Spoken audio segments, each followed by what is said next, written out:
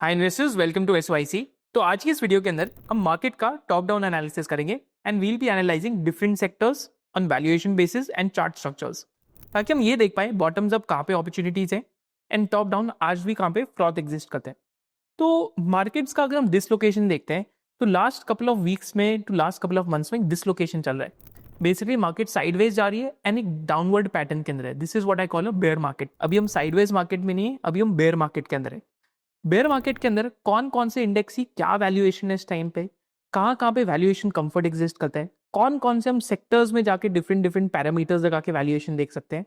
This is what we'll do. And starting with हम लोग क्या करेंगे is that there are some businesses जहाँ पे मार्केट्स में काफी कंसर्न आ रखा है कैश फ्लोज का। B2G सेक्टर में क्या चल रहा है, तो पहले हम weakest part of the market से एनालिसिस स्टार्ट करेंगे, which was also the favourite part of the market not so long back. And this is a video जो बहुत सारे एसओआईसी स्टूडेंट्स की रिक्वेस्ट थी, तो हम ये वीडियो बना रहे हैं। तो इसमें डिफरेंट सेक्टर्स कवर्ड होंगे, डिफरेंट इंडिसेस कवर्ड होंगे एंड डिफरेंट फैक्टर्स कवर्ड होंगे in terms of valuation, in terms of growth and in terms of technical charts and सब सेक्टर इंडेक्स लेवल पे जो हम स्टॉक स्कैन्स के थ्रू बना के चलेंगे। If you are excited for this video, do drop a hell yes in the comment section below and make sure that you smash the like button. And hopefully इस video से आपको एक market का बहुत अच्छे से टेम्परेचर चेक मिल जाए। With this let's start.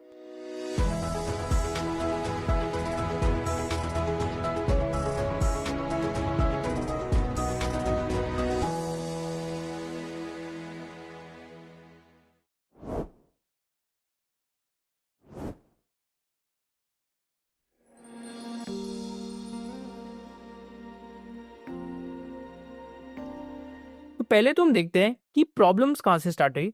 Problem से फिर हम लोग आएंगे कि कौन कौन से सेक्टर्स इंपैक्टेड हैं। सेक्टर्स इंपैक्टेड से हम इंडेक्स और मार्केट ब्रेथ की तरफ आएंगे।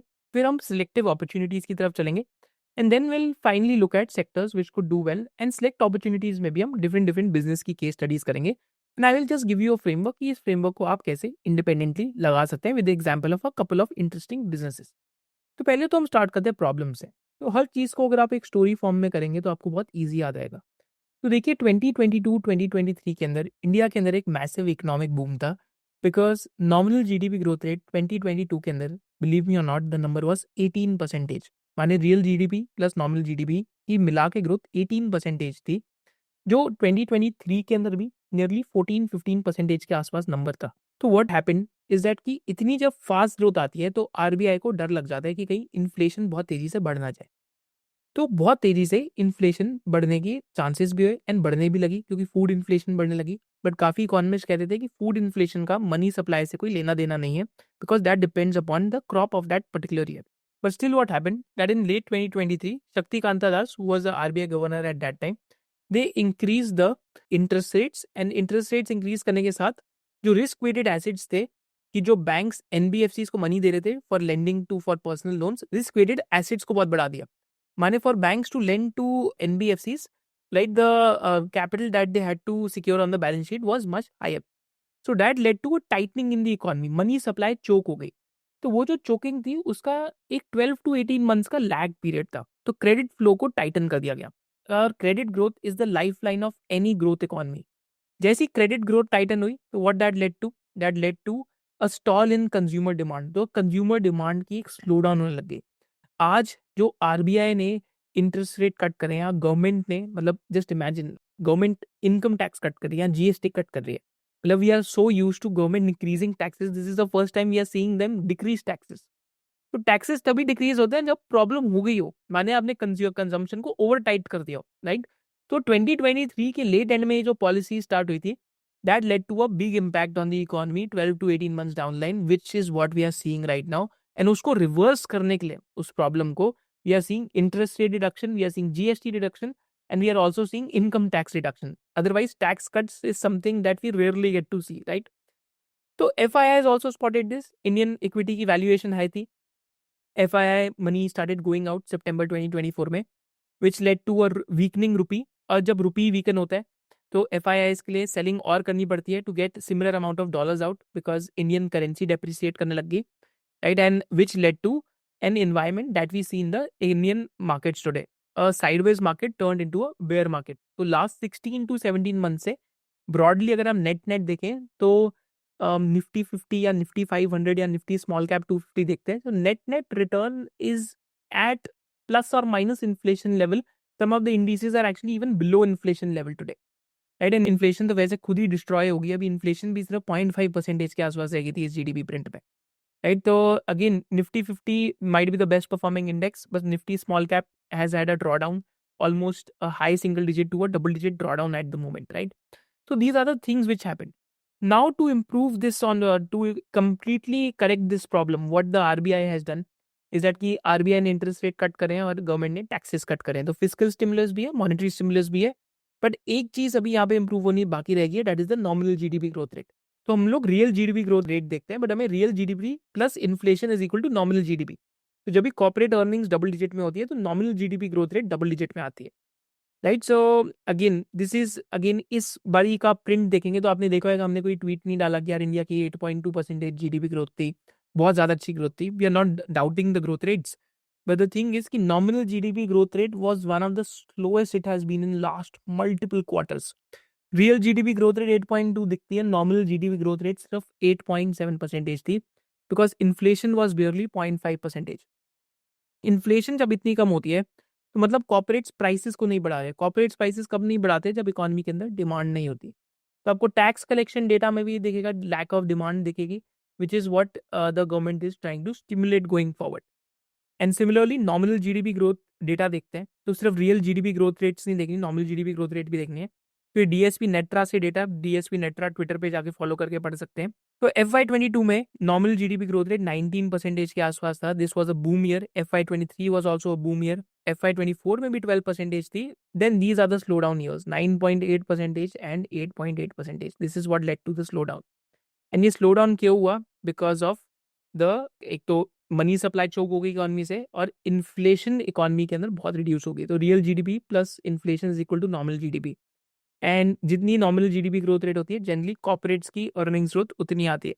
तो इस वजह से आपको मार्केट में ओवरऑल एक स्लो डाउन दिखता है, and this could change going forward as well. That is something that we study. एक और इंटरेस्टिंग चीज़ क्या हो रही है, अगर आप B2G सेक्टर्स देखते हैं तो B2G सेक्टर में बहुत सारे स्टॉक्स गिर रहे हैं, बहुत सारे चार्ट्स डिस्ट्रॉय हो रहे हैं। Y so? बिकॉज जब भी आपके टैक्स रेट्स रिड्यूस होते हैं, राइट, यहाँ पे आपके टैक्स की कलेक्शन रिड्यूस होती है, तो एट द एंड आपकी जो बजट की मैथ होती है वो भी डिस्टर्ब होती है, क्योंकि इंडिया में पोस्ट 2024 इलेक्शन के बाद सब्सिडीज काफ़ी बांटी जा रही है, वेलफेयर स्कीम्स पे बहुत एक्सपेंडिचर है, राइट। तो again now because nominal GDP growth rate single digit में आ गई, एंड टैक्स कलेक्शन आपकी नॉमिनल जीडीपी पे भी डिपेंड करती है, और आपने टैक्स कट्स भी करे हैं, तो आपकी टैक्स कलेक्शन के जो एस्टिमेट्स हैं, जो टैक्स रिसीट्स थी, that estimates have fallen short. तो tax collections have been muted, right. And also what else is to be required to be seen over here, कि अगर आपकी टैक्स कलेक्शन म्यूटेड है तो आप दोनों चीज़ों में से एक ही काट सकते हैं, या तो आप गवर्नमेंट केपेक्स को काटेंगे या तो आप सब्सिडी को काटेंगे। तो सब्सिडी तो कटने नहीं वाली। तो अगर आप अक्टूबर मंथ में देखते हैं तो there was a 28% year on year drop in the government capex, because GDP जब ग्रो करती है, जीडीपी क्या होती है at the end? Sales growth होती है कंट्री की। क्यों ग्रो करती है? Because of C, that is final consumption, like private final consumption expenditure, that is C plus G plus I plus X minus M, right. तो private final consumption expenditure, फिर जो government का expenditure है, फिर investments है, फिर export minus imports. तो private final consumption expenditure तो आपने स्लो कर दिया मनी सप्लाई चोक करके, अब आप उसको रिवाइव करने की स्टार्ट कर रहे हैं। फिर गवर्नमेंट केपेक्स भी आपको स्लो दिखने लग गया। देन कॉर्पोरेट से भी इन्वेस्टमेंट नहीं कर रहे थे, because private final consumption expenditure slow था, और एक्सपोर्ट माइनस इंपोर्ट में अलग प्रॉब्लम चल रही है ट्रेड डील की, बिकॉज इंडिया का जो लार्जेस्ट ट्रेडिंग पार्टनर है, इफेक्टिवली वहाँ पे एक एम्बार्गो लग रहा है, आप पे 50% टैरिफ लग रहा है इस टाइम पे, राइट। तो अगर आप पहली चीज टैक्स कलेक्शन देखते हैं तो आपको भी सिर्फ 2% ग्रोथ दिखेगी नेट जीएसटी कलेक्शन में। डायरेक्ट टैक्सेस की collection has actually contracted. Indirect taxes में जीएसटी की जब बात करें तो 2% के आसपास कॉन्ट्रैक्शन आपको दिखेगी, and this is what is leading to a slow down in the government capex. जितने भी गवर्नमेंट डिपेंडेंट सेक्टर्स हैं, जो भी सेक्टर्स गवर्नमेंट पे ऑर्डर्स के लिए डिपेंडेंट है, वहाँ पे आपको स्टेज 4 चार्ज दिखेंगे, प्राइमरली बिकॉज कि टॉप डाउन में government finances for capex are not there at the moment, right. तो which sectors have been hit the most because of this? That is solar, water, EMS, defense, power, and EPC. EMS, to I think purely because of very high valuations to start with, but EMS or defense are two sectors which I truly think will have a multi-year run. But there will be points of valuation जहाँ पे correction बहुत अच्छे से होगी, जो भी I think we are in one of the points of valuation का cycle correcting, तो वहाँ पे opportunities हो सकती हैं. But in sectors like solar, water, power also, transmission sector could be interesting, but power में जहाँ पे B2G डिपेंडेंस है वहाँ पे प्रॉब्लम हो सकती है। And EPC sector, EPC road EPC हो सकता है, वाटर EPC हो सकता है, जहाँ पे भी गवर्नमेंट स्कीम पे डिपेंडेंस है वहाँ पे इस टाइम पे आपको चैलेंज दिखेगा। Now just before going forward, as a part of the SOIC membership, what we have done is that we realise कि एक रिटेल इन्वेस्टर या किसी भी इन्वेस्टर के पास in general time is something that is limited. तो time की limitation को हम लोगों ने कैसे सॉल्व करने की कोशिश करी है कि whenever you researching a sector, if you start using AI with it, then आपका एक काफ़ी अच्छा बेस बन सकता है एंड आप काफ़ी क्विकली सेक्टर्स और कंपनीज पे रिसर्च कर सकते हैं। So, as a part of the SOIC membership, we have recently added a new bonus that is a SOIC AI investing course, जिसके अंदर 5 such detailed classes हैं which teach you about how to use LLM from scratch till the advanced level. You will be able to learn how to make valuation model of companies, technicals कैसे कर सकते हैं companies के। यहाँ तक आप ये भी सीख पाएंगे कि एक कंपनी की वैल्यू चेन को हम कैसे समझें, and finally how you can even check कि whether the management is walking the talk और नॉट। क्या मैनेजमेंट वो अपने प्रोमिस पे डिलीवर कर रही है या नहीं कर रही, राइट। बट AI यूज करने से पहले आपको अपना एक स्ट्रॉन्ग बेस जरूर बिल्ड करना पड़ेगा। आपको fundamental analysis, technical analysis, basics of financial planning जैसी चीजें अपने पास समझ आनी चाहिए, एंड डिफरेंट सेक्टर्स को कैसे एनालाइज करें वो आपको समझना चाहिए। So all these things, that is advanced class on how to use AI for investing, and साथ साथ एक बेस कैसे बिल्ड करें of fundamentals, technicals, financial planning and also of different sectors are included in one of the most complete courses in investing in India, that is the SOIC membership. You can use a limited coupon code that is SOIC AI10 because that includes the bonus of SOIC AI investing masterclass as a part of the SOIC membership. The coupon is valid for the next 1 week and the link to register is there in the description box below. With this, let's go back to the video. Right, तो capex slowdown की जब हम corporates की बात करते हैं, corporate India क्या कह रही है, तो अगर आप वेल्सपन इंटरप्राइजेस की कॉन कॉल पढ़ते हैं तो दे आर टॉकिंग अबाउट कि national highway authority of India से बहुत कम इस टाइम पे प्रोजेक्ट्स आ रहे हैं, तो स्लो डाउन है NHAI के पास अभी। सिमिलरली आप केन्स टेक्नोलॉजी की कॉल पढ़ेंगे तो पूरी कॉन्फ्रेंस कॉल वर्किंग कैपिटल के बारे में थी कि वर्किंग कैपिटल अगर आप इन टर्म्स सिंपल टर्म्स में समझेंगे, आप स्टॉक स्कैन्स पे जाके देख सकते हैं, तो केन्स टेक्नोलॉजी का रिसीवेबल डेज और इन्वेंट्री डेज काफ़ी हाई है, जिसकी वजह से लास्ट कपल ऑफ ईयर से ₹1 का भी कैश फ्लो जनरेट नहीं हो, cash flows are negative at the moment. तो जब कैश फ्लोज नेगेटिव होते हैं for the long period of time, तो आपको डाइल्यूशन कर करके ग्रोथ दिखानी पड़ती है। डाइल्यूशन माने आप QIP लेके आएंगे, इक्विटी डाइल्यूट करेंगे या तो डेट लेंगे, राइट। तो that can be only funded till a certain level when the music stops, जैसे अभी थोड़ी बेयर मार्केट आई, that is why the stock is severely corrected because people are thinking कि कैश फ्लोज कब बनेंगे, right. तो H1 FY26 में -180 करोड़ का कैश फ्लो था केन्स का, तो they have to improve their working capital, but that has led to a huge correction in the stock price. Similarly Genus Power का देखते हैं, तो now Genus Power wonderful case study, आप ये stock scans में जाके देख सकते हैं। तो जीनस पावर की रेवेन्यू ग्रोथ देखेंगे तो ट्रिपल डिजिट के अंदर दिखती है। जीनस पावर की रेवेन्यू ग्रोथ कितनी है, ऑलमोस्ट ट्रिपल डिजिट के अंदर दिखती है। पैट ग्रोथ भी जीनस पावर की इस टाइम पे दिखेगी nearly in double two triple digits.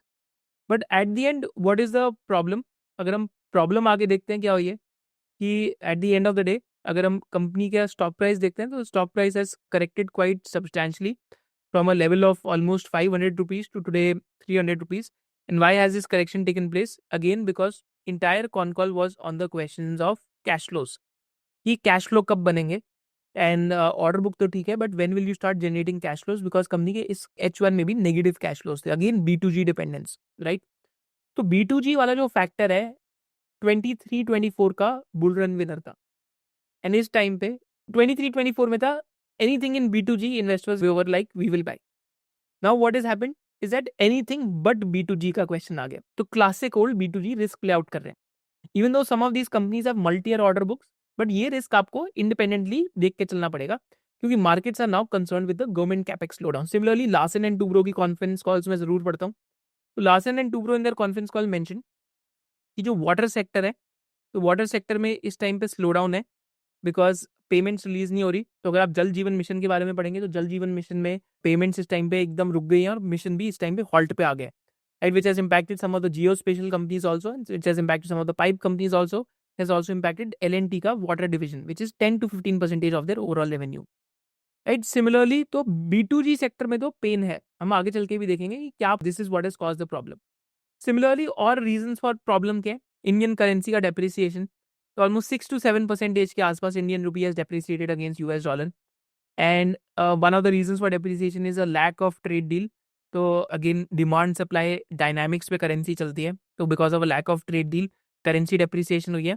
So for FIIs, it makes rational sense to sort of dump rupee and to take their money back home.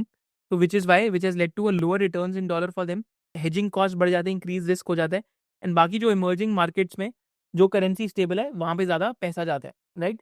तो दैट इज समथिंग जहाँ पे flow of capital India से because of normal GDP problem, lack of consumption growth and currency depreciation problem, and now a slowdown in government capex, these of the problems have led to a bear market type scenario in India.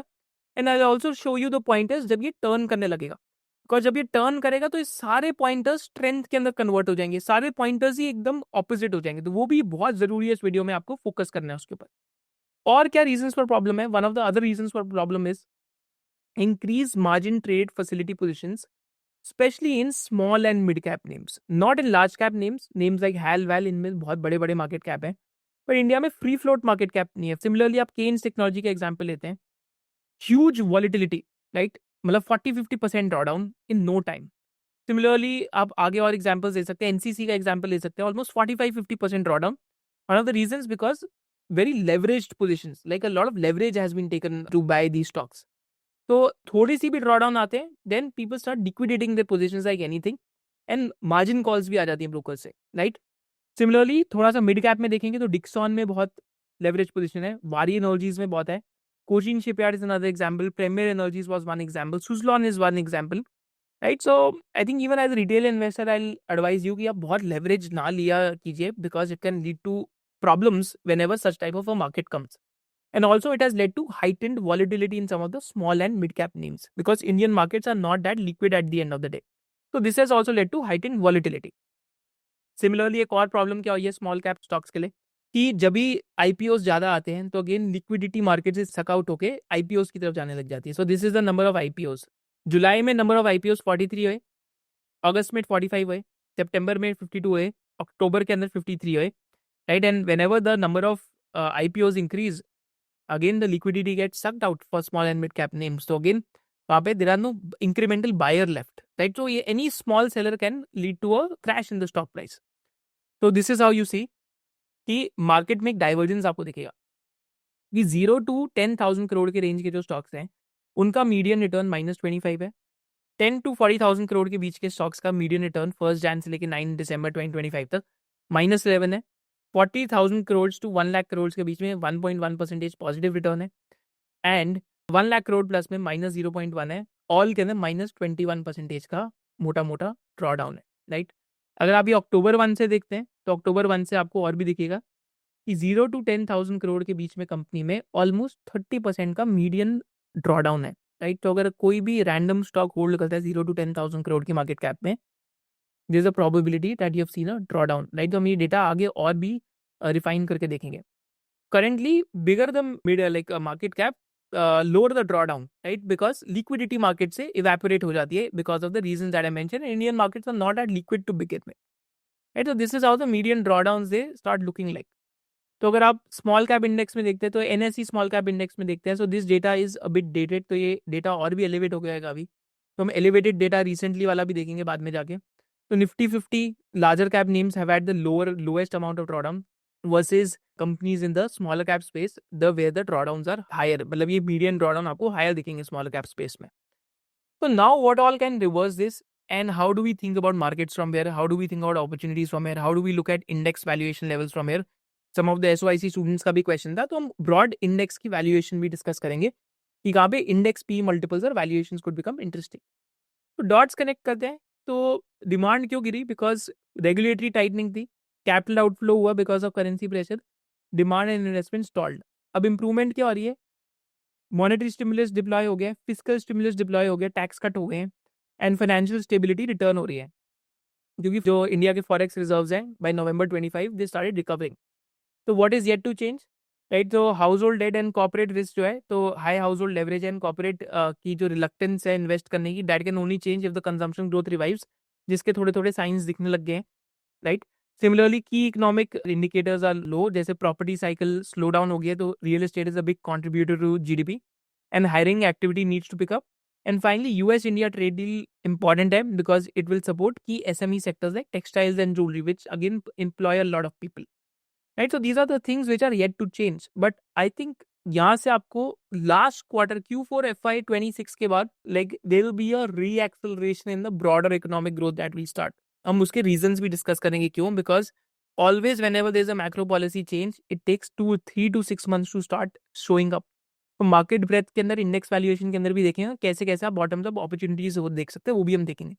But before we go towards the market breadth और index, one thing that you must remember is that when cycles change, अभी cycle change हुई है, believe me the cycle has change today because जब भी ऐसा drawdown आता है तो new set of winners start emerging. Post 2020-2021 chemicals, pharma and IT took a break. Chemical, pharma और आईटी की बहुत अच्छी साइकिल थी 2-3 साल की. फिर 23-24 में B2G oriented sector, renewables, EPC, right? All these companies started doing well. Top down ये कंपनीज अच्छा करने लगी. EMS और defence is something which I think is a multi year play, तो वहाँ पे अगर वैल्यूएशन करेक्शन होती है तो अपॉर्चुनिटीज ढूंढ सकते हैं. पर जो भी business to government dependent business है वहाँ पे प्रॉब्लम दिख रही है post 23-24. Focus where the RBI and the government is pushing today, that is consumption and easier lending conditions in the economy. तो हम उन सेक्टर्स पे भी फोकस करेंगे इस वीडियो के अंदर. जस्ट टू शो यू, अगर आप सोलर इंडेक्स देखते हैं तो this is made on stock scans, custom index के अंदर स्टॉक स्कैन्स में. तो after nearly 4 years, finally the relative strength of solar index has gone down the drain. This is nearly after 4 years. This is what I call sectoral rotation. तो solar sector में से smart money की liquidity निकल रही है इस time पे. इसके क्या रीजंस हो सकते हैं? एक तो कई लोग कह रहे हैं ओवर सप्लाई हो सकती है सेक्टर के अंदर. मॉड्यूल के अंदर तो डेफिनेटली हो सकती है. सेल के अंदर मे बी 1.5-2-3 सालों में हो जाएगी, राइट? तो नॉर्मलाइज मार्जिन अभी से ही बेक इन होने लग गए हैं. फिर एक और प्रॉब्लम क्या है कि ना too much supply of paper हो गई है सेक्टर में. MV, Vikram Solar, Saatvik Green, Goldi Solar, Solar World, Solarium, ये तो इतनी सारी कंपनीज हो गई हैं, आधे को ये तो नाम भी नहीं याद रहते. तो every company are is doing fund raise, unlisted में फंड रेज चल रहे हैं सोलर में दबा के. Every alternate day there is a new deal which comes in solar sector. तो अगेन डिफरेंशिएशन कम हो जाते हैं, स्पेशली बिकॉज ऐसा नहीं है कि अभी स्केर्सिटी एलिमेंट रह गया सेक्टर में. नाउ हार्ड टू रेप्लिकेट नहीं है. पीपल हैव शोन इट कि हाउ इट इज डन. फिर टू मैनी केपेक्स प्रोजेक्ट्स, बहुत सारे लोग केपेक्स के अंदर एंटर कर रहे हैं सोलर में. And higher supply means lesser scarcity premium which is what is reflecting in valuations. Just look at MV का जब भी आईपीओ आया था, one of the good companies in the solar sector. Solar cell की भी capacity है, right? One of the better companies. Post IPO results भी बहुत अच्छे हैं, but stock has derated from 30-35 P to 19-20 P. Saatvik Green का जाके एग्जांपल देखिए, लास्ट 2 क्वार्टर्स के रिजल्ट्स देखिए एंड जाके स्टार्टिंग वैल्यूएशंस देखिए. अब विक्रम सोलर का एग्जांपल देखिए. तो again too much supply of paper is coming into this sector. Supply of paper also has to stop because scarcity premium नहीं मिलता फिर. So again, solar sector after multiple years has entered a stage 4 type scenario. Similarly, transformer sector देखते हैं. कई लोग कह रहे हैं पीक मार्जिन है, राइट? जो आईडीटी ट्रांसफॉर्मर्स है उसमें तो प्राइस कट्स भी हुए हैं 7-8% के रिसेंटली, राइट? एंड साथ साथ हाई स्टार्टिंग वैल्यूएशंस थी and again new supply of paper आया सेक्टर में. But still I think transformer sector जो ट्रांसमिशन थीम है, that I am still more bullish on versus the solar theme, because solar theme में there are dime a dozen manufacturers. Like there are so many manufacturers now, you can't even count or remember कि कितने manufacturers हो गए अभी. Transformer space में फिर भी interesting हो सकता है बॉटम्स अप कुछ मिले, but same as solar sector the relative strength after a 5-year bull market has finally gone down. Relative strength is relative strength versus Nifty 500 कि how strong the sector is, right? तो हम custom index बना के देखते हैं to see sectoral rotation happening. तो ये smart money का एग्जिट टिपिकली इंडिकेट करती है. वाटर थीम देखते हैं, same similar result as the solar and the transformer theme almost June 25 के बाद, right? So this relative strength started increasing in the month of like in 2022 and it lasted till 2025 April. But now again relative strength has gone down. तो index is below 30 weekly EMA. Stage 4 के अंदर index चल रहा है. Those of you who don't know this meaning, just Google stage analysis या SYC के channel पे देख सकते हैं. So again these are points कि B2G sector has weakened. जहाँ पे भी B2G की ओरिएंटेशन है, जहाँ पे B2G सेक्टर है, जहाँ पे भी कैश फ्लोज इश्यूज हैं, those are the sectors. Generally हमें वैसे भी नेगेटिव कैश फ्लो कंपनीज में इन्वेस्ट नहीं करना चाहिए, but generally this is the point of time जो top down these sectors have weakened at the moment. And this is something that you always need to remember is that winners of the next bull run are always different from the previous one. So winners of the next bull run जो होते हैं, they are always different from the previous one. Because previous bull run में when the stocks go up 5, 10, 15 times in a short period of time, it takes years for the digestion to come, for the digestion to take place. And also because too much supply comes into that sector. Too many investors come in, valuations become high, too many companies start raising funds, too many companies from the same sector start IPOing. तो एक ना scarcity factor खत्म हो जाता है उस sector का, जो अभी बहुत सारे ऐसे सेक्टर्स में मैं देख रहा हूँ हो रहा है इस टाइम पे। तो यहाँ पे आपको केयरफुल रहना चाहिए, क्योंकि आप सोचेंगे पी मल्टीपल पहले 50 था 20 मिल रहा है तो मतलब सस्ता हो गया। No no no, that is not what it means. Usually it means कि अर्निंग स्पीक आउट करगी, मार्जिन स्पीक आउट करके, ग्रोथ रेट पीक आउट होगी, because lot more players have started entering the sector. जैसे solar sector में only few companies which will be integrated will survive, जो ingots और wafers तक जा सकती है, right? So those are the type of companies that might end up doing well, but those are very few versus the others. So that is the type of hard work that you'll have to do, but liquidity of the sector has currently evaporated. तो इसलिए मैं कहता हूँ winners of the next bull run are always different from the previous one. अब हम market breadth देखेंगे, valuations देखेंगे index की, some business case studies करेंगे कि किस टाइप की opportunity इस टाइम पे मैं पढ़ रहा हूँ, हो सकता है आप ना पढ़ रहे हो, and then we'll finally come towards the sectors which will complete our market temperature check. तो now let's go towards the market breadth. तो अब हम देखते हैं market breadth, market earnings, policy changes, and finally we'll go towards sectors that look promising and an example of few businesses bottoms up. पहले हम चलते हैं towards the market breadth. तो जब हम मार्केट ब्रेथ देखते हैं तो मार्केट ब्रेथ में अगेन मैं यहाँ पे आपके साथ एक बार स्टॉक स्कैन्स ओपन करूंगा एंड स्टॉक स्कैन्स पे आके हम लोग एक बार मार्केट ब्रेथ देखेंगे ताकि आपके लिए काफी इजी रहे। तो यहाँ पे स्टॉक स्कैन्स के ऊपर एक फीचर है मार्केट डैशबोर्ड का, and if you look at this तो it gives us an idea about the market breadth, right. यहाँ पे लास्ट 5 ईयर्स का मैक्सिमम भी मिल जाएगा आपको। तो फॉर एग्जाम्पल देखते हैं, अगर प्राइस अबव 20-day EMA देखते हैं तो भी 33% of the stocks are above the 20-day exponential moving average, signals की मार्केट ब्रेथ वीक है। 50-day EMA के ऊपर कितनी कंपनीज है? 31%, राइट। 100-day EMA के ऊपर 34% एंड 200-day EMA के ऊपर 40%। तो टिपिकली बेस्ट टाइम्स फॉर लमसम्स, बहुत जब पैनिक होता है तो क्या रहते हैं, टिपिकली मैं मैक्स कर देता हूँ इस डेटा को, एंड जब वो मैक्स करते हैं तो आपको दिखेगा कि typically whenever the 200-day EMA falls below the 35% mark, right, then typically over the past it becomes a very good time to start small lump sum investments, right? And अगर ये 18 to 20% पे आता है तो मार्केट में fear हो चुका होता है उस टाइम तक। जैसे यहाँ पे आपको एग्जांपल देता हूँ, अगर हम 200-day EMA देखते हैं, राइट, तो this is again overall market breadth, that is the first 750 stocks of the market, right, that gives us an idea. तो अगर आप देखेंगे तो लास्ट ये जब अक्टूबर 2018 लाइक सितंबर 2018 में दिस फेल टू 19% एंड 29 जुलाई को 21 हो गई थी, फिर market started recovering, but these are typically good pointers to start accumulating more units of mutual funds. And Covid का तो हम फ्लैश क्रैश अगर इसको भूलते हैं तो पास्ट में भी अगर आप देखेंगे तो 13 जून पे 31% आ गई थी, एंड 13 मार्च 2023 को जब market bottomed out it fell to 36% के आसपास। बीच में जब 3 मार्च 2025 में ये 13% के आसपास थी और आज अभी 36% के आसपास है। तो रिस्क रिवॉर्ड इंक्रीमेंटली तो पॉजिटिव हो रहा है, राइट। बट अगर हम नियर टर्म मार्केट देखते हैं तो नियर टर्म मार्केट में आपको क्या दिखेगा लास्ट 1 ईयर के अंदर, अगर आप लास्ट 1 ईयर में चेक करते हैं तो आपको दिखेगा कि बेसिकली 200 DMA जब एकदम लोएस्ट हिट करी थी वो 13% के आसपास थी, दैट वाज ऑन 3 मार्च। तो यहाँ पे this was a very good point of time to buy. So whenever it goes below 35 or 30%, incrementally the risk reward starts looking better. तो जब ये 10, 12, 15% पे आ जाती है तो बहुत मैक्सिमम पेसिमिज्म होता है स्ट्रीट में, and people don't want to talk about stocks. जैसे आजकल धीरे धीरे स्लो ग्राइंडिंग ये नीचे आने लग गई है, eight whenever this goes above 50 तो 200-day EMA, then it means that we are in a good uptrend. But whenever it comes below 35% mark, that means कि एक बेरिश ट्रेंड है। जैसे 3 मार्च 2025 को अगर किसी ने लमसम डाला होता या फिर अगर यहीं से कोई इन्वेस्टमेंट्स कर रहा होता फरवरी से लेके मार्च तक, इफ समवन वाज इन्वेस्टिंग, तो आई थिंक वहां से स्मॉल और mid caps are up by 18 to 20% plus, right. तो सिमिलरली आज का अगर हम मार्केट एनवायरनमेंट देखते हैं तो आज हम यहाँ पे थोड़ा थोड़ा रिस्क रिवॉर्ड पॉजिटिव हो रहा है। अभी ये नंबर 40% के आसपास है, बीच में आई थिंक यहाँ पे 36% आ गया था, अभी 40% के आसपास है। But if this numbers goes below 35%, so that will be a good point of time to start doing overall lump sum investments into the market. अगर कुछ भी नहीं समझ आता तो Nifty 50 ETF, Nifty 500, right, Nifty micro cap 250, so those are some of the indices that one can check out for. But definitely market breadth is currently weakening at the moment. तो lower lows form हो रहे हैं market breath में, अगर आप check करेंगे this low is lower than the previous low, right? तो ये एक मार्केट में अभी बेरिश environment है, but for long term investors this could be a very good opportunity as well, and entry points भी मिल सकते हैं। ये तो हमने टेक्निकल्स डिस्कस करे। अब हम चलते हैं towards the fundamentals, and fundamentals में हम जाके साथ साथ क्या करेंगे कि वैल्यूएशन लेवल्स और मार्क्स देखेंगे कि कहाँ पे क्या इंटरेस्टिंग हो सकता है, डिफरेंट डिफरेंट इंडिसेस भी चेक करेंगे कि कहाँ पे रिस्क रिवॉर्ड पॉजिटिव लग रहा है। तो यहाँ पे हम पहले अर्निंग्स ग्रोथ रेट देखते हैं डिफरेंट डिफरेंट इंडिसेस की।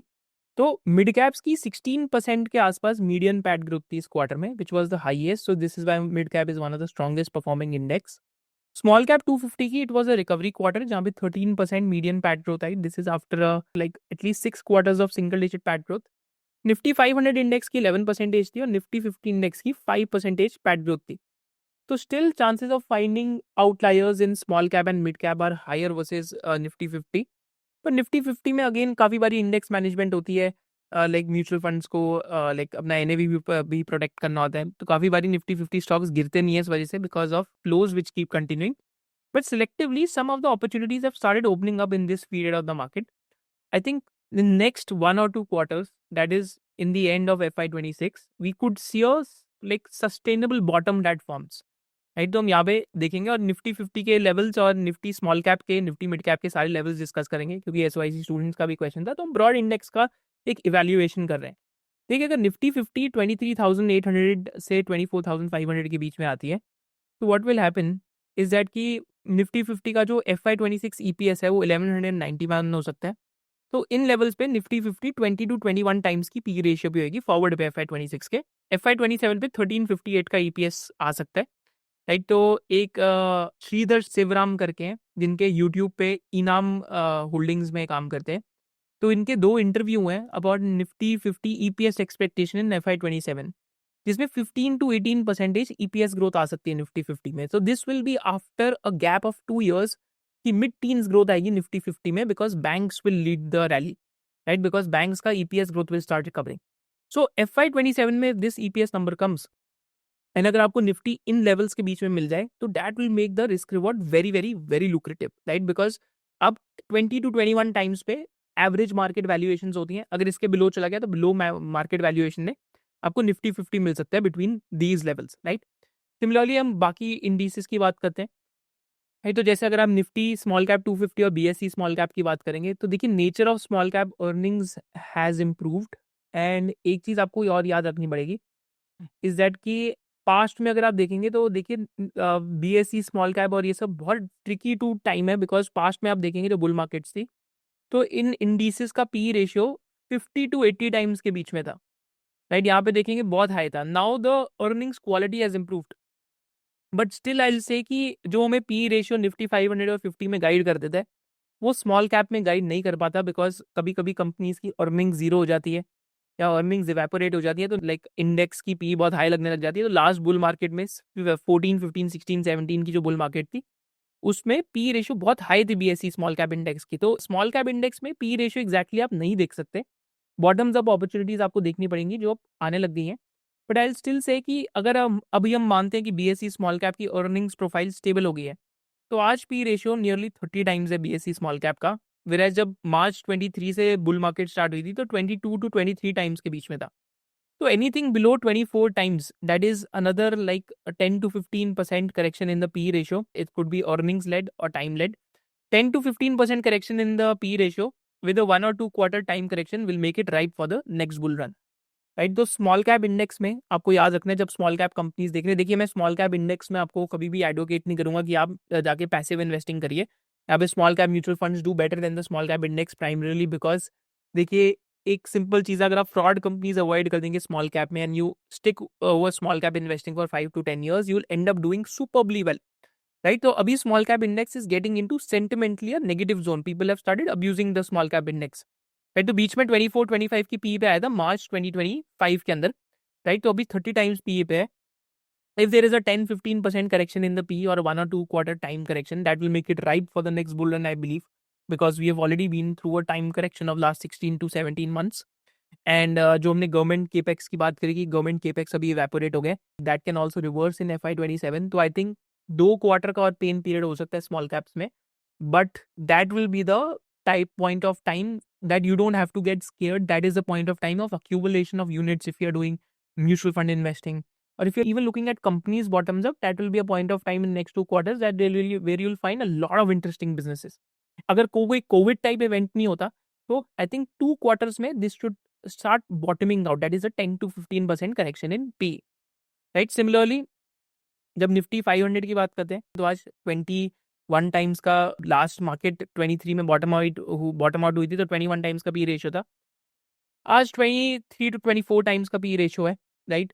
बीच में जब मार्च 2025 आया था तो अगेन 21 to 22 टाइम्स के बीच में पी रेशियो आ गया था। अनदर 5 to 7% करेक्शन है and the index will start looking very lucrative from a risk reward point of view. एक मैं आपको स्मॉल कैप की एक और इंटरेस्टिंग चीज बताता हूँ which will make it even more interesting to see कैसे हम जो स्मॉल कैप बिजनेसेस हैं उनको या स्मॉल कैप इन्वेस्टिंग है उसको आप और इवैल्यूएट कर सकते हैं। तो this is a very interesting data about small caps कि small caps are more volatile than large and mid caps. Why so? Because they witness 15 to 30% temporary declines almost every year. तो अगर आप देखेंगे तो पास्ट में 14% था 24 में, 2025 में 23% का हो चुका है, 2022 में 33% का डिक्लाइन था, 2023 में 11% का था। तो यहाँ पे volatility is like a feature of investing in small caps, right. तो 15 to 30% का एवरेज डिक्लाइन एवरी ईयर होता ही होता है स्मॉल कैप्स में। And yet despite an intraday decline of more than 15% almost every year in small caps, 3 out of 4 years it ended up with positive returns, right. तो 3 out of 4 years में it has ended up with positive returns. तो this is the cost of small cap investing and this will help you to navigate volatility because these type of datas will help you to remember कि this is the nature of investing। अगर आप small cap का index देखते हैं, right, तो किस type की returns होती हैं इधर, तो आप देखेंगे 04 to 07 में बुल रन थी, फिर 71% ड्रॉडाउन आया। ऐसी बेयर मार्केट शायद से हमें लाइफ में देखने को वापस ना मिले, होपफुली।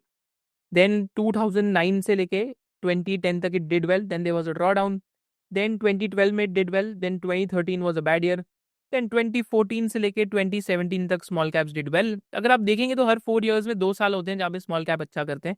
फिर 2018-19 में again they did badly I think, and then in 2020 again they did very well, right. यहाँ पे कोविड का भी ईयर था।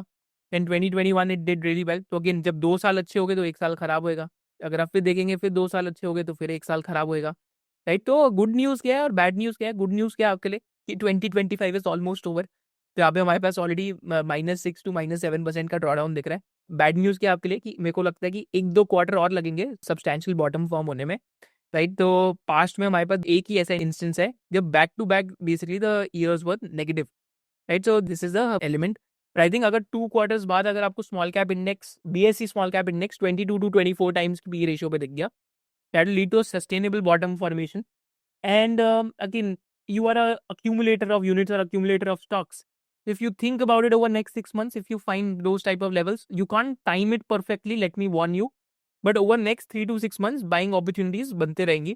And whenever the next bull run comes, keep tracking the sectors that we'll discuss today. So that will give you a very good idea. This is the true nature of small cap investing, right? अब हम बात करते हैं एक index की जो actually में अभी Nifty next 50 is the only index which is below 20 times P. So this index is interesting. That is Nifty Next 50. So after some period of time, it has gone to 19.9 times earnings. So this is an index that looks interesting to me, right? Because P below 20 times इस index में एक time पे तो 60-40 की P चलती थी 2018 में, right? For a couple of years it traded below 20 times, but now it's the only index which is below 20 times P ratio. Maybe because of some OMCs which are there, but still risk reward from an index point of view seems to be interesting. Junior Nifty and Nifty Next 50 जिसको हम कहते हैं, right? So interesting index and do keep a track of it because between 2008 to 2020 this index outperformed Nifty 50. In the last 2-3 years it has underperformed, but this is an index that looks lucrative or an interesting index from a index investor point of view. तो Nifty next 50, just remember this, junior Nifty भी कहते हैं इसको, it's below 20 times P ratio today. Another thing to remember जब हम market Beth कर रहे हैं तो जो प्योर एसएमई इन्वेस्टर हैं they been hit the hardest and this is की there was a class of retail investors which emerged जो सिर्फ प्राइमरीली एसएमई इन्वेस्टिंग कर रहे थे। तो मैं हमेशा ये कहता हूँ कि देखो आपको यार डाइवर्सिफिकेशन करके करना चाहिए। I have nothing against any SME investor, I think they also go through their own ups and downs. तो specially even I'll be going through my own ups and downs in my own investing. तो I can't like मैं किसी SME investor के against नहीं बोल रहा, बस मैं यही कहूँगा कि थोड़ा एक डाइवर्सिफाइड अप्रोच रखना चाहिए बिकॉज एसएमई में जो ड्रॉडाउन आते हैं वो 10-20% के नहीं होते, 50-60% टाइप ड्रॉडाउन आते हैं स्टॉक्स में। तो that is why respecting risk and diversification is very important. तो प्योर एसएमई इन्वेस्टर्स के लिए थोड़ा सा आपको भी दूसरे दूसरे सेगमेंट्स में भी देखना चाहिए, क्योंकि SME companies new and emerging होती हैं। तो जो इमर्ज करेगी वो बहुत बढ़िया करेगी, जो नहीं इमर्ज करेगी दैट कंपनी बेसिकली सूनर और later bites the dust, right. तो फॉर एग्जांपल ये 91 कैपिटल का एक ब्लॉग है, तो Gaurav is someone who writes this blog. तो अगर आप करंट साइकिल में देखते हैं तो median drawdown below 1000 crore market cap companies में, या 2000 करोड़ मार्केट कैप कंपनीज में, या below 3000 crore market cap companies में 55 टू 56 टू 58% का मीडियन ड्रॉडाउन इस टाइम पे चल रहा है, right. So drawdown seems to be quite substantial in lower the market cap, something to remember, right. जब जैन टू February 2020 की साइकिल थी, जो ऑलरेडी इंडिया के अंदर अभी 16 मंथ्स की साइकिल हो गई है, but this last time this cycle lasted for nearly 2 years, तो इंडिया में अभी 16-17 मंथ्स हो गए हैं, तो वही 2 क्वार्टर, मतलब अगेन 5-6 months, तो we are taking the worst case in the thought process. तो उस टाइम पे 67 to 69% का ड्रॉडाउन था below 3000 crore market cap companies में। तो this is something that you must remember, is that की lower the market cap, bigger the drawdowns, and SME investors के लिए it can be very very painful.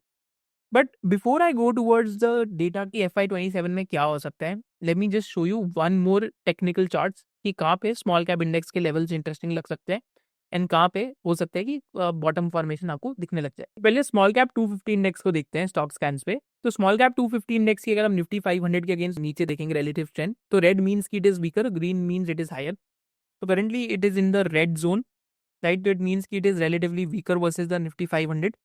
And अगर आप levels देखते हैं, so this is like an immediate support, right. So this is like there 15,600-700 levels पे। तो this could be a very interesting point of time अगर आप small cap mutual funds में invest करते हैं। इसके बाद जो है that is close to 15,000। I think these are the two ranges जहाँ पे आपके लिए, मतलब again accumulation of units can be very favourable. Again अगर आप बॉटम्स अप इन्वेस्टिंग कर रहे हैं, तो रिगार्डलेस, मैं मेरे को तो आज अपॉर्चुनिटीज मिल रही हैं कि जो मैं टाइम नहीं कर रहा, पर मैं क्योंकि 3-4 ईयर्स के लिए मार्केट में हूँ नेक्स्ट, तो मैं वहाँ पे तो इन्वेस्ट कर ही रहा हूँ। पर अगर आप म्यूचुअल फंड इन्वेस्टिंग कर रहे हैं, तो levels between 15,000 to 15,600 could be very very interesting for accumulation. अगर ये लेवल टूटता है तो तभी टूटेगा जब कोई ब्रॉड मैक्रो न्यूज़ आएगी। जैसे जब टैरिफ का अनाउंसमेंट हुआ था 7 अप्रैल पे था, तो then it fell like all of a sudden close to 13,400 levels. Then it recovered within the same week, but that was the lows it tested during the tariff announcement. But these are the levels I think जहाँ पे W base formation होगी। W base formation bottoming क्या होती है, यहाँ से drawdown start हुआ, right. तो पहले एक ड्रॉडाउन हुआ, late me just hide and make the charts a bit more better, right. तो यहाँ पे एक ड्रॉडाउन स्टार्ट हुआ, देन फिर एक रैली आई, राइट। देन फिर यहाँ पे हो सकता है कि एक W base type formation form हो। But again technicals don't teach us to sort of predict, that it teaches us to prepare what happens. तो easier to sort of think about these levels, and अगर next 2 quarters में थोड़ा सा like sentiment, थोड़ा improvement start होती है, तो these are the levels where accumulation could become interesting for small cap mutual funds. Now coming to Nifty 50। Nifty 50 को आप देखेंगे तो निफ्टी 50 में जो रिलेटिव स्ट्रेंथ है वर्सेस निफ्टी स्मॉल कैप, अगर आप नीचे देखते हैं, तो this typically increases during bear markets, right. तो देखेंगे आप 2015 से लेकर 2018 तक Nifty 50 underperform small caps, then the divergence improved, and जून 2018 से लेके दैट वाज टिल मई 2020, so almost a period of 18 months, Nifty 50 outperformed the small caps, right? So this is what we call divergence. तो market में इस time पे divergence create हुई थी।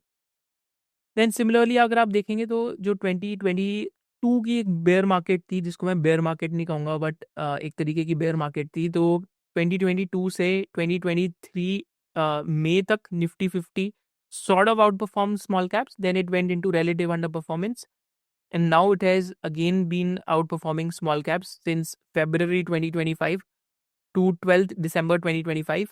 I think this type of outperformance could last for like another 2 to 3 quarters. This is similar to what we saw between 2018 to 2020. तो वही again 2 quarters के बाद एक लगता है कि बॉटमिंग आउट फेज सब्सटेंशली बन जाएगा स्मॉल कैप्स में, बिकॉज पास्ट में हमने ऐसा देखा है। एंड सिर्फ पास्ट की बात नहीं है, आगे हम चल के डेटा भी देखते हैं कि FY27 में GDP ग्रोथ के एस्टिमेट्स क्या हैं। तो ये एक्सिस कैपिटल के एस्टिमेट्स हैं। तो आई थिंक जो नीलकंठ मिश्रा जी हैं, they he is one of the economist, he writes these sort of write ups on economics की मैक्रो इकोनॉमिक्स में क्या चल रहा है।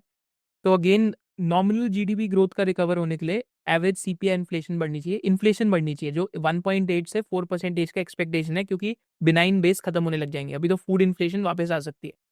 Right? If this happens, then your nominal GDP growth rate will go towards 11.5 to 12%, which will be higher than FY25 से भी better होगी ये, right? It will be higher than FY26 also, right? So this will be greater than this, and this will also be greater than this, क्योंकि FY25 में nominal GDP का growth rate close to 11% था. FY27 में if it improves, it will go to 11.5 to 12%. FY26 में this number was close to 9.3%. देखिए, but hey days of FY23-24 वापस आने मुश्किल होंगे, क्योंकि FY23-24 में नॉमिनल जीडीपी जो ग्रोथ रेट थी that was close to like इसमें 14% थी. FY24 के अंदर भी this number was close to your 14%, 14 to 15%, so which leads to faster earnings growth. But still, after 2 years of dull show, finally we'll have improvement in FY27. It all points towards a sustainable bottom creation, at least for corporate India earnings, for the nominal GDP growth rate, and probably because small caps are the most exposed and volatile sector to that, over next 2 quarters there could be a accumulation opportunity that arises, and we also discuss the levels, right? So India, and इसके science दिख ही रहे हैं. Science कहाँ से दिख रहे हैं कि बैंक्स की जो क्रेडिट ग्रोथ है वो ऑलरेडी बढ़ने लग गई है. अगर आप यहाँ चेक करेंगे तो जब पोस्ट RBI गवर्नर ने क्रेडिट ग्रोथ चोकअप कर दी थी इकोनॉमी के अंदर, तो यहाँ से आप चेक करेंगे तो it fell to high single digits, then now it has again started going towards double digits. So we are in a early cycle of credit growth recovery, and FY20 Q4 FY26 से FY27 में you start seeing earnings recovering massively. So एक दो interviews आपको YouTube पे जरूर देखने हैं अपना ओपिनियन और बेटर फॉर्म करने के लिए. इसके बाद हम सेक्टर्स और इंडिविजुअल स्टॉक्स की केस स्टडी पे जाएंगे. तो फर्स्ट इंटरव्यू जो आपको देखना है, this was 2 weeks ago from Enam's Sridhar Shivram. तो काफ़ी इंटरेस्टिंग इंटरव्यू था. मेरा ओपिनियन बहुत सिमिलर है मार्केट पे जो इनका यहाँ पे एक इंटरव्यू था. One of the must watch interviews. Second interview इनका 2 days अगो आया है, which is also pointing towards similar data points जो मैंने आपको पॉइंट करें कि 15 to 18% अर्निंग्स ग्रोथ आ सकती है इंडिया के लिए next year. So this was on CNBC TV18. The first interview was on ET Now. So these are the two must-watch interviews. Now let me go towards sectors and individual businesses case studies. जहाँ पे कुछ चीज़ें interesting हो रही है. Hopefully you are enjoying this complete session. So sectors that look interesting to me are varied, and again this could be just my own biases. So be very careful against them. Because मेरा purpose क्या है कि मैं आपको सिखाऊं. For example जैसे auto ancillaries as a sector हो गया. Now this sector has relatively done well, and this is a sector I have been tracking for last at least now 1 or 2 years की देखने के लिए कि क्या पे क्या इंटरेस्टिंग लग रहा है. It's one of the sectors that looks interesting. Hospitals selectively, तो देयर आर सम हॉस्पिटल्स जहाँ पे बेड एक्सपेंशन किक इन कर रही है, तो those hospitals look selectively very interesting. CDMO businesses हम एक डिस्कस भी करेंगे जहाँ पे प्रमोटर बाइंग हो रही है. फ्यू नीश इंजीनियरिंग बिजनेस मैं उसमें से एक डिस्कस भी करूंगा. There are lot of such examples. Chemicals selectively look interesting. Aroma chemical business looks interesting. There's one of the market leaders. There's a coffee processing company जो हमने इस चैनल पे कवर करी थी that has nothing to do with broader macroeconomics. The company sells coffee and it has 10% of the world market share in processing, जो CCL products का example है. Then definitely I think one of the sectors जो next 1.5 year में जिसकी PAT growth बहुत अच्छी आ सकती है, whether it's the leader of the bull market or not, that will only time will tell. But financials as a sector looks very interesting and well poised. So right from across smaller names to larger names, a sector where the earnings growth will start reviving from Q4 of FY26 because of how the interest rate transmission works. That's a sector that can do well. Then there are unique IT businesses जो हम इस channel पे cover करेंगे, जैसे Sagility type business हो गया, IKS हो गया, इंटेलेक्ट डिजाइन हो गया, RateGain हो गया.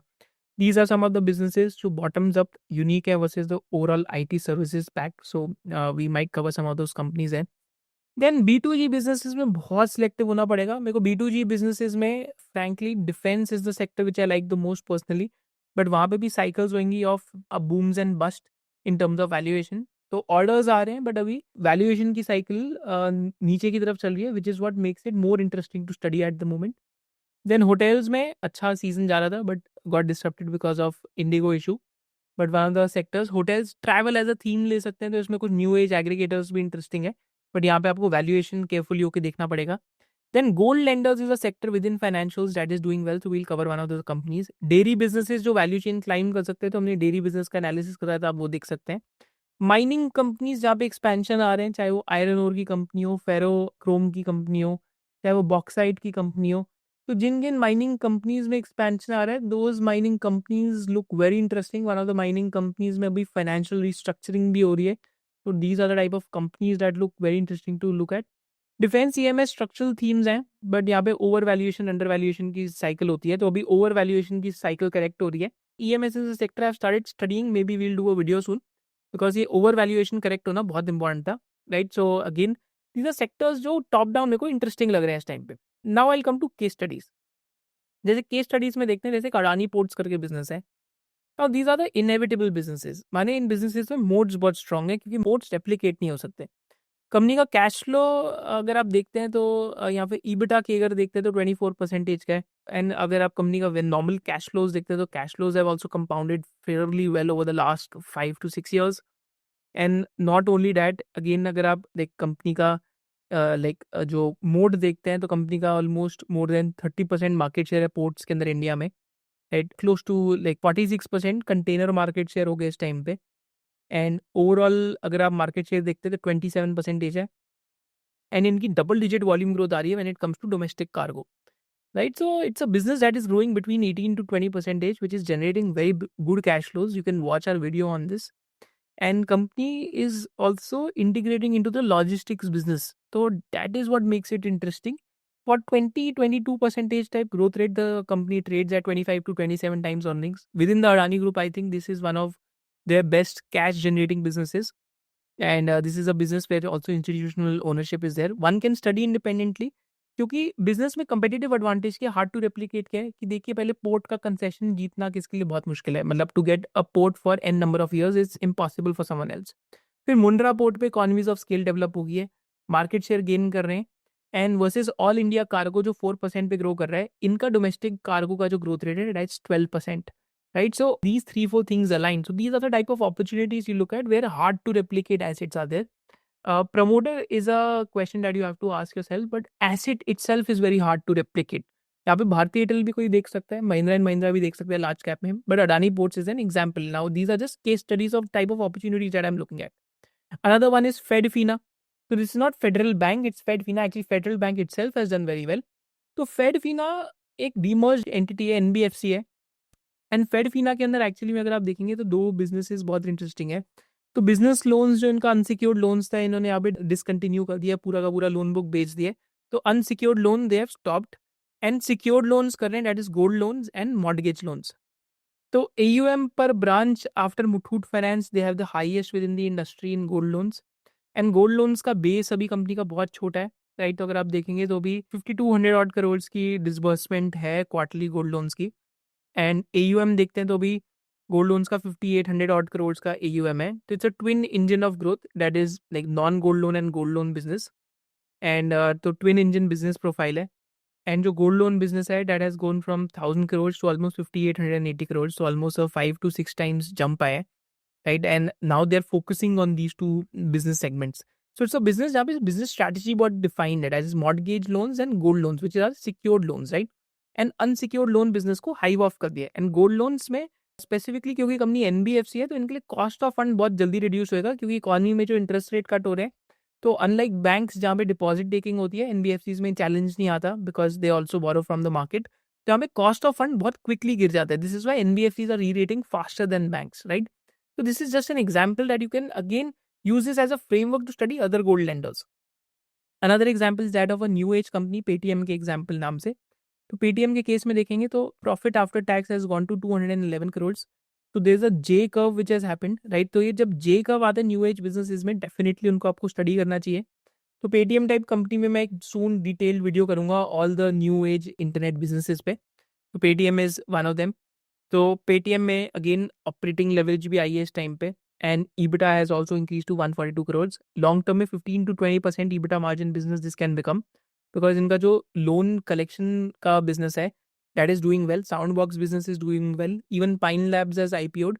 तो पाइन लैब्स को अगर लॉसेज नैरो करने हैं, प्राइसेस बढ़ानी पड़ेगी, तो again capital cycle has become in favor of Paytm at the moment. So another business that you can study independently because it's a J curve in profits that is hitting.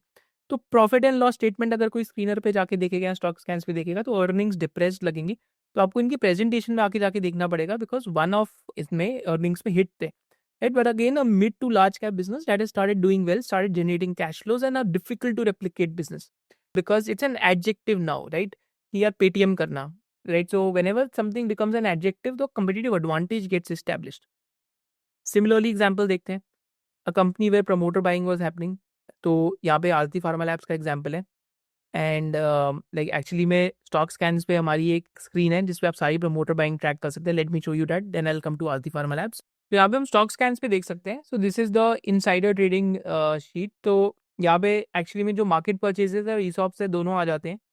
तो for example यहाँ पे जैसे अगर आप time Technoplast देखेंगे तो यहाँ पे प्रमोटर बाइंग हो रही है, this shows up. Similarly Maharashtra seamless में प्रमोटर बाइंग हो रही है, so that shows up. Aarti Pharma labs में प्रमोटर बाइंग हो रही है तो यहाँ पे इट शोज अप।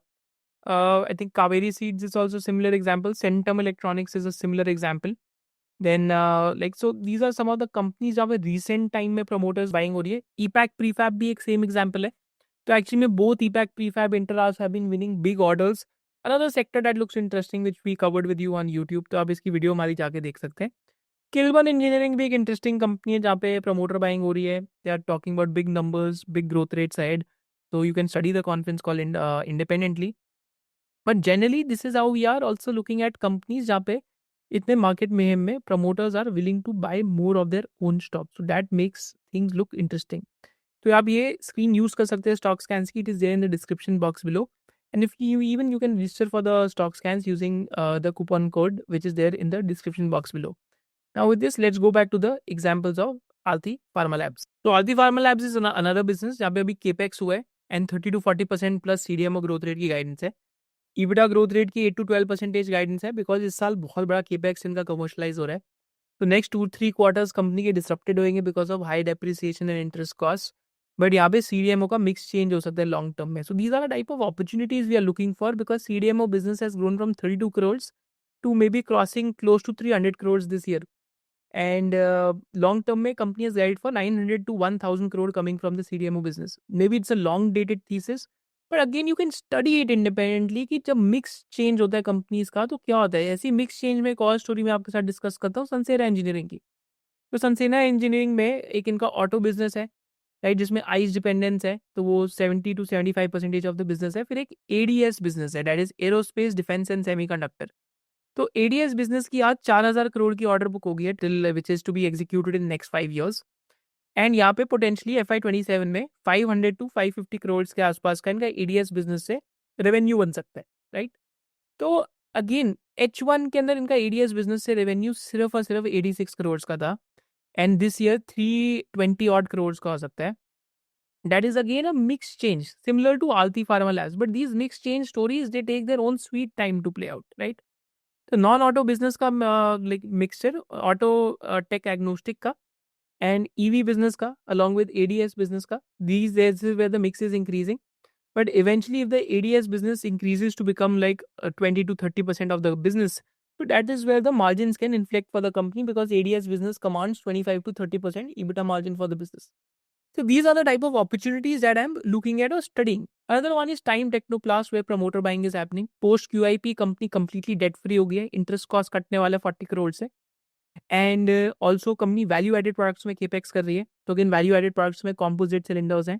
तो composite cylinders के अंदर कंपनी का again अगर आप देखेंगे तो what type of companies we are looking for where the product mix is changing or difficult to replicate. So Time Technoplast is a market leader in these industrial packaging solutions and composite cylinders. Similar to what Sansera is in like some of the products in the ICE engine, and similar to what Aarti Pharma Labs is in Xanthene. Similarly, Time Technoplast is also a market leader where the margins could expand because the bulk of the business also comes from specialty chemicals where volumes are growing in double digit. So Time Technoplast is also a similar example. So these are the case studies और these are the type of businesses जो मैं bottoms up ढूंढ रहा हूँ। Again मेरे को ये sectors पसंद है, हो सकता है आपको कोई और सेक्टर्स पसंद हो, तो आप मेरे को कमेंट सेक्शन में ज़रूर बताइए कि आपको किस टाइप के बिजनेसेस पसंद आ रहे हैं। बिकॉज मैं देख रहा हूँ जो हार्ड टू रेप्लिकेट बिजनेसेस हो, मैं अब कमोडिटी सेगमेंट्स नहीं देख रहा, सोलर वोलर नहीं देख रहा इस टाइम पे, मैं हार्ड टू रेप्लिकेट बिजनेसेस देख रहा हूँ जहाँ पे वैल्यूएशन कंफर्ट हो थोड़ा सा, चाहे ग्रोथ 2-3 क्वार्टर बाद भी आ जाए अपने को चलेगा, राइट। तो ऐसी ये सारी बिजनेसेस मैं आपके साथ 1 by 1 यूट्यूब चैनल पे कवर करते रहूंगा, right. Finally coming to the conclusion of this video, conclusion में यही कहूंगा, मेन कंक्लूजन की तरफ जाएंगे। राइट रिटर्न एक्सपेक्टेशन सेट कीजिए। Gone are the days of epic bull market from FY20 till FY24 जब क्रेजी आउटकम्स आए थे, 5 to 10x रिटर्न्स बने थे। Returns can be in early teens, तो जब भी आप अपनी फाइनेंशियल प्लानिंग कर रहे हैं 11 to 13% के आसपास इंडेक्स में रिटर्न कैलकुलेट कीजिए। गुड स्टॉक पिकर है तो 1.5 टाइम्स इंडेक्स रिटर्न्स प्रॉबेबली कर सकते हैं. Again no one can say for certain in finance. Small cap underperformance can stop post FY26 as the currency stabilizes and liquidity improves. Again currency का stabilise होना बहुत important है and liquidity का improvement important है small cap under performance के लिए stabilise होने के लिए. Asset allocation is important for staying power. कई लोग देखिए मेरी एज जो है मेरी एज डिमांड्स और मेरा जो रिस्क एपिटाइट है वो है 100% इक्विटी वाला. But again depending upon your age things like debt right because long dated bonds could be good over here right because अगर इंटरेस्ट रेट्स अगर और रिड्यूस होते हैं तो लॉन्ग डेटेड बॉन्ड्स मूव कर सकते हैं. इनविट्स और रीट्स could be interesting for you. Some global equity allocation could be interesting for you. Gold and Indian equity are always there. I think mutual fund में simple है यार, 2 flexi cap fund, एक passive fund and एक depending upon opportunities mid cap और small cap fund. More than 4 funds is like unnecessarily over diversification. 3 to 4 funds are more than enough. तो हमने mutual fund की भी एक recent video करी थी, आप देख सकते हैं. And sometimes equity markets also go sideways and nature of returns is lumpy. Post epic years moderation is expected. तो क्योंकि लास्ट 2-3 ईयर्स इक्विटी मार्केट के बहुत अच्छे हो गए थे FY24-23 में, तो FY25 में सब मॉडरेशन 25-26 में एक्सपेक्टेड मतलब होनी चाहिए return to like reversion to mean की. आई थिंक FY27 ऑनवर्ड्स और March onwards like Q4 onwards if the credit growth picks up further then your economy is set to take off or the corporate earnings growth could revive. जैसे हमने वो data देखा था कि FY27 में nominal GDP growth rate double digit में वापस आ जाएगी. तो that will be a point where your earnings growth will start reviving very strongly and staying power is equal to long term perspective is equal to good compounding outcomes. I think those who have tested compounding don't settle for anything less in life. And similarly my advice to you will be कि stay in this game. Stock markets are meant for those who are able to survive for the long term. Asset allocation, your own risk appetite and your time horizon and your own understanding of businesses and understanding of the product that you're investing in is really important because bear markets are typically very good for accumulation and we are getting in that zone where a lot of these things can be accumulated over next 12 to 18 months to enjoy the next uptrend. So this is what markets are about and this is where the patient investor transfers the wealth from the impatient investor. With this, let's go towards the conclusion of this video. So in conclusion of this video, हमने market का एक complete analysis करा, हमने B2G sector का analysis करा, हम लोगों ने EMS कंपनीज देखी, हम लोगों ने ट्रांसफार्मर कंपनीज देखी, सोलर कंपनीज देखी, डिफरेंट सेक्टर्स देखे, CDMO देखा, फार्मा देखा, कंज्यूमर देखा, कंज्यूमर ड्यूरेबल्स देखा, यहाँ तक हमने जो मेटल सेक्टर है उसकी भी स्टडी करी, ऑटो सेक्टर देखा. And this was perhaps one of the most complete video जो आपको एक मार्केट टेम्परेचर चेक में मिल सकती है. आपकी इस वीडियो से जो की learning see do let me know in the comment section below and also let me know in the comment section below कि इस मार्केट वॉलेटिलिटी में आप इस टाइम पे कैसे अपने आप को संभाल रहे हैं and how you are dealing with it. Right, so I will be reading those comments and the entire SOIC community on YouTube will also read those comments. With this, I'll see you in the next business analysis of SOIC. Jai Hind.